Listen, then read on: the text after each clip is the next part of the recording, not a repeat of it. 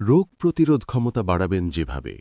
রোগ প্রতিরোধ ক্ষমতা বা ইমিউনিটি শক্তিশালী থাকলে শরীর সহজে অসুস্থ হয় না।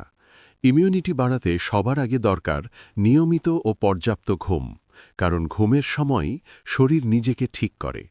প্রতিদিন পর্যাপ্ত পানি পান করলে শরীরের ভেতরের ক্ষতিকর টক্সিন বের হয়ে যায়। খাবারের তালিকায় শাকসবজি, ফলমূল, ডাল, ডিম ও মাছ রাখলে প্রয়োজনীয় ভিটামিন ও খনিজ পাওয়া যায়।